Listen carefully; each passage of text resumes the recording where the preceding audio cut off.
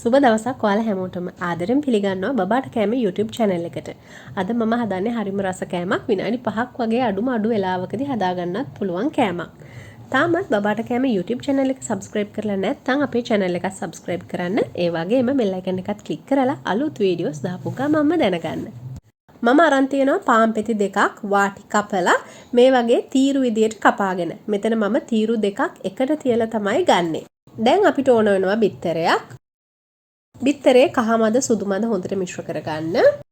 දැන් මේකට එකතු කරගන්න සීනි. රස අනුව සීනි එකතු කරගන්න. fresh milk තේ හැඳි එකමාරක් විතර දාලා මේ ටික හොඳට බිත්තරත් එක්ක කලවම් කරගන්න ඕන. මම මේකට වැනිලා බින්දුවකුත් එකතු කරගන්නවා. වැනිලා හරි කුරුඳු කුඩු චුට්ටක් හරි දාගන්න පුළුවන්. දැන් අපිට තියෙන්නේ මේ ටික හොඳට කලවම් කරගන්න. මේ විදිහට මේක කලවම් කරගන්න ඕන. සීනි ටික හොඳට දිය වෙලා තියෙන්න ඕන. දැන් අපිට තියෙන්නේ පාන් තීරු මේ බිත්තර සාරු එකේ හොඳට ගා ගන්න. මේ විදිහට පාන් තීරු වල දෙපැත්තෙම ගා ගන්න. මේ වෙලාවේ මම පෑන් එක ලිපේ තියලා පෑන් එකට බටර් ටිකක් දාලා දිය වෙන්න තිබ්බා. බටර් ටික හොඳට දිය වුණාට පස්සේ බිත්තර සාරු වල පොඟවගත්ත පාන් තීරු ටික පෑන් එකට දාලා ටෝස්ට් කරගන්න ඕන. පාන් කෑල්ල මෙන්න මේ විදිහට හොඳට රන්වන් පාට වෙන්න ටෝස්ට් වෙන්න ඕන. ඊට පස්සේ අනිත් පැත්තත් දාලා ටෝස්ට් කරලා ගන්න.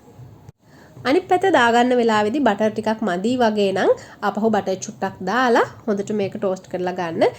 මේක හොඳට බටර් වලින් ටෝස්ට් වුණාම තමයි රසට තියෙන්නේ. ඒ වගේම මේ පාන් තීරු වල පැත්තත් මේ විදිහට ටෝස්ට් කරලා ගන්න. මේ විදිහට ඔයාලට රසම රස ෆ්‍රෙන්ච් ටෝස්ට් ටිකක් හදලා දෙන්න පුළුවන් අවුරුද්දට වැඩි බබාලට. මේක බබාගේ කෑමට දෙන වෙලාවේදී ඔයගලන්ට පුළුවන් මේකේ උඩට පැණි ටිකක් චොක්ලට් සිරප් ටිකක් වගේ දාලා දෙන්න.